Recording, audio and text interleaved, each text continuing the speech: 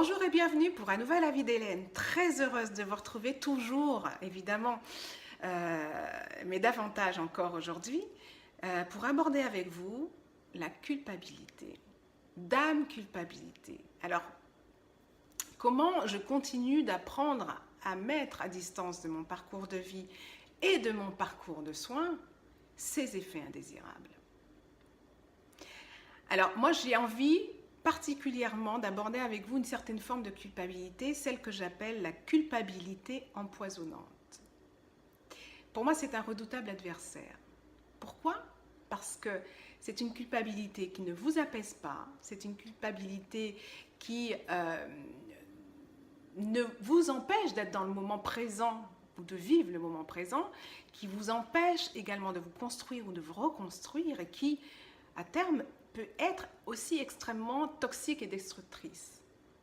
Alors, je ne vais pas vous mentir, j'ai eu aussi l'occasion, moi, de lui laisser me taper dans le dos de temps en temps et me dire « Bon, bah, tu m'as appelé, je suis là. » Et je compte bien rester. Cette culpabilité empoisonnante, elle s'est présentée à moi dans mon parcours par intermittence.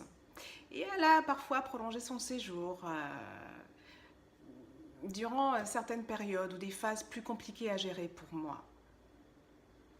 Alors, j'entends des situations de culpabilité, des situations dans lesquelles j'ai pu me sentir, par exemple, coupable de ne pas avoir entendu les signaux de mon corps et ne pas avoir réagi plus tôt, coupable de voir mes proches souffrir de mon état, coupable de ne pas me sentir à la hauteur, parfois, face à ce combat avec la maladie, coupable de ne pas pouvoir répondre aux sollicitations diverses, coupable de ne pas pouvoir subvenir financièrement aux besoins de ma famille, ne travaillant plus, coupable de me sentir parfois inutile à cette société. Voyez-vous ?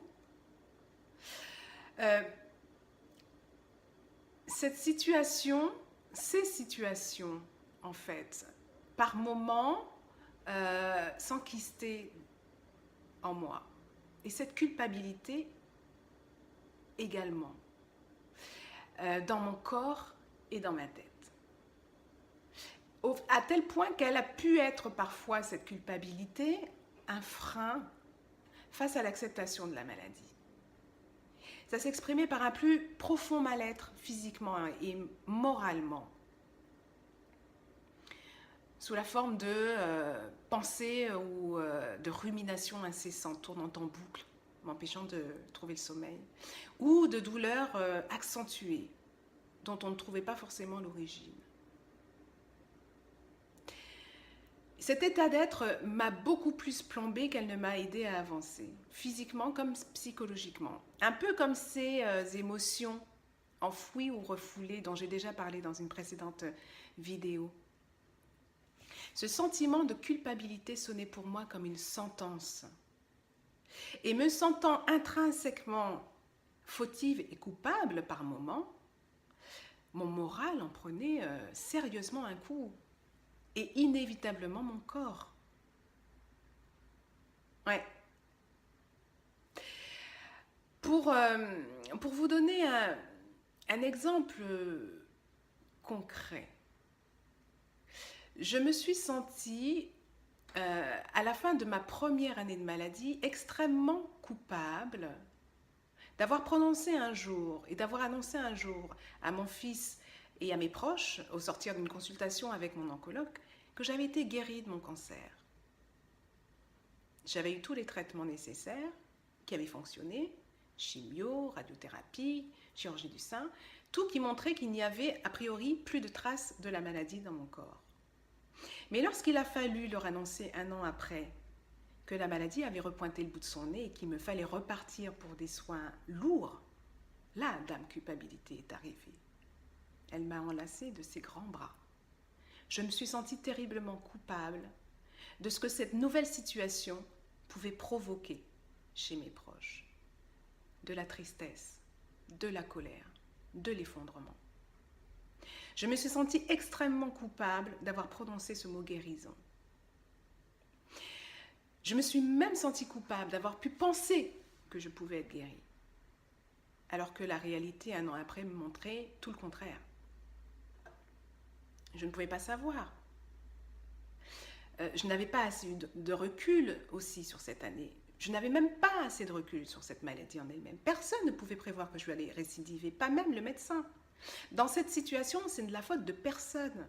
Mais avant de réaliser, avant d'intégrer que ce n'était pas de ma faute, il a fallu du temps. Et du temps s'est écoulé. Ce sentiment de culpabilité a été extrêmement lourd à porter, en plus de ce que je devais revivre au travers des traitements à nouveau. Et c'est vite devenu un poids de forçat à un moment donné, dont j'ai cru parfois ne pas pouvoir me relever. Mais ceci étant, encore une fois, j'avais terriblement besoin de m'alléger à tous les niveaux de ma vie, et en toutes circonstances aussi.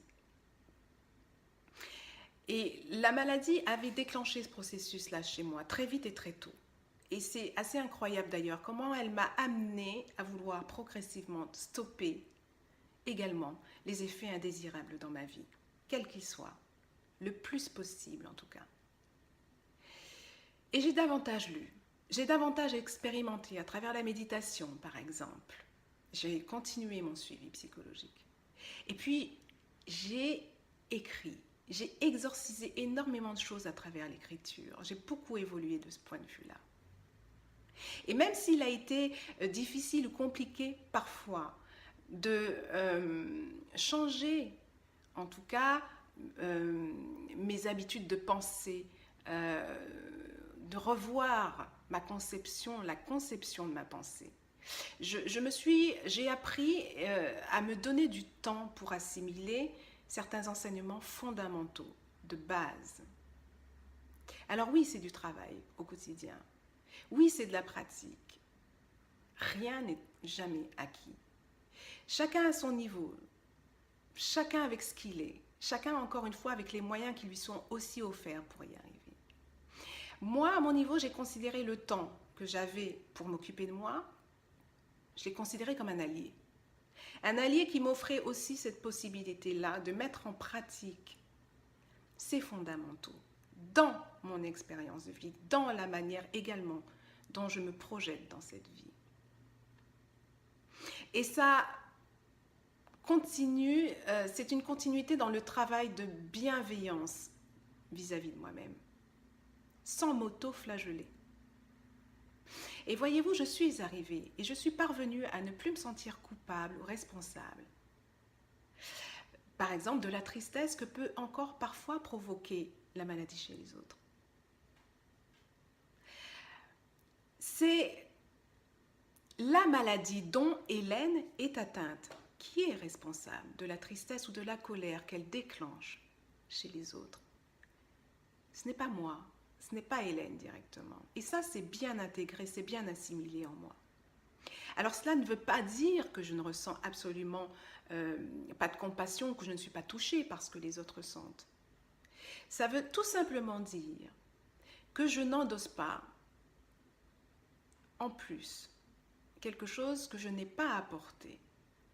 Moi, je considère aujourd'hui que ma responsabilité, à mon niveau, est de mettre tout en condition physiquement et moralement, psychologiquement, mettre des choses en condition pour que je puisse exister encore dans ma vie, exister même au travers de ce parcours de soins. Et puis, très important, faire de manière à ce que aussi cette condition-là me permette à mon corps de pouvoir assimiler et répondre toujours favorablement aux traitements qui me sont dispensés. Étant dans une chronicité aujourd'hui avec la maladie et a priori destinée à avoir des traitements jusqu'à la fin de ma vie. Et ça m'a également amené à me déculpabiliser d'être tombée malade ou de l'être encore au travers de la récidive. En tout cas, physiquement. Et voyez-vous, aujourd'hui, moi je pense que c'est extrêmement important pour le corps et l'esprit, de se décharger de cette culpabilité empoisonnante, quelle que soit l'épreuve de vie, que ce soit la maladie ou que ce soit une autre épreuve. Parce que c'est quelque chose qui nous amène à, et qui peut amener à quelque chose de plus grand, de plus constructif, de plus épanouissant. Et je suis extrêmement prudente aujourd'hui face à une situation de culpabilité qui me touche moi directement. Parce que je sais que ça impacterait également, ou directement ou indirectement, sur mon moral et sur mon physique au cours de ce parcours de soins. Donc, j'essaie en tout cas de mettre en place ou de mettre plutôt à distance de mon corps et de mon esprit le poison néfaste qui pourrait ressortir d'une situation de culpabilité empoisonnante. Je considère que mon corps, mon être a épongé et continue encore d'éponger énormément de toxicité à travers les traitements et les produits. Donc par conséquent, inutile d'en accumuler d'autres avec de fausses pensées ou des interprétations nocives. Alors, encore une fois, je rappelle que tout ça ne reste que mon avis d'Hélène, en fonction de son expérience de vie. Je comprends que d'autres vivent des choses complètement différemment. Mais voilà, aujourd'hui, je suis beaucoup plus en alerte et réactive face à une situation de culpabilité ou lorsque je vois Dame Culpabilité pointer son nez. J'évalue le degré gênant de sensation en moi que ça induit dans un premier temps. Et dans un second temps, encore une fois, je mets une solution en place, toujours bienveillante pour moi, de façon à amener cette sensation vers quelque chose de beaucoup plus agréable et de l'ordre de l'épanouissement nouveau et durable. Voilà, infiniment. Merci de m'avoir écouté. Merci de votre fidélité. Et puis, je suis très impatiente de vous retrouver prochainement pour un nouvel avis d'Hélène. Surtout, prenez soin de vous. C'est important. À très vite. N'oubliez pas de partager. N'oubliez pas de vous abonner en cliquant sur le petit pouce. Voilà. Je vous embrasse. À bientôt. Au revoir.